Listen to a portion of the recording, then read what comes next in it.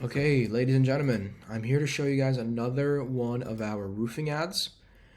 This is actually one of our first clients that we've ever worked with, so they were pretty happy with the results, but we ended up turning off their ads for a pretty big while. They couldn't really handle the influx of work. We had a couple of other campaigns going, but we just got something launched, so I just want to give you guys a quick run through. I usually don't do this, but I'm actually going to show you guys the creative this time, right? I'm actually going to show you guys how we're doing what we're doing, right? So real quick, I'll just go over the stats. We are at a $6.15 cost per lead. I'm going to refresh my screen so you guys can actually see that, right? These aren't made up numbers or anything. We are looking, if you look here, at a $35 CPM, which I'm quite proud about. We're looking at a 3% click-through rate and about 38 clicks at a $1.13 cost per click, right? I'm going to go in, and we've already done a bunch of testing. I know the ad set looks like it's brand new. That's because we've done testing on like different campaigns before, which we've just gotten rid of, but we didn't just, this didn't just work right away, right? Like we did a little bit of testing. There's specific copy here that I'm not going to show, because I'd rather keep that to myself, but this is the premise of the ad, right? We're looking at, again, 3% click-through rate, so people like our creative, and I'm actually going to show you guys a creative this time, which I usually don't do. So these are US ads, so we click here, and we've been trying something new where we basically put the bare minimum on the creative, the bare minimum, and it has its ups and downs.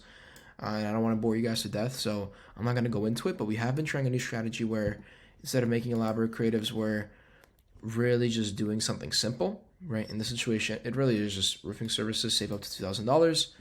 But then we have one very specific targeting thing where we, without saying too much, we're basically doing pixel retargeting, but I'm not going to get into that way too much. But this is the premise of the ad. It's super simple creative. The copy, we did try one specific thing, which I wouldn't say it's the main reason why the ads are doing well, but I would definitely say it's contributing. So the copy, very persuasive copy, as well as a super interesting thing we're trying with a pixel. So that's the premise of the ad. It's really simple. This is a lead form. We're not using a landing page here, and it's going pretty well. Out of these 7 clients, we did end up scoring 1 replacement. We just launched these ads recently, so time will tell what the ads will actually end up doing. 1 replacement, and that's going to be like for I think $9,000 if I remember correctly. So client's happy, everything looks good. I will mention that if any of you guys watching and you guys do media buying specifically in the US, I'm going to be honest with you, you guys need to start like making your audience sizes bigger, right? One of the main reason why this ad did so well, we increased our targeting size by like triple.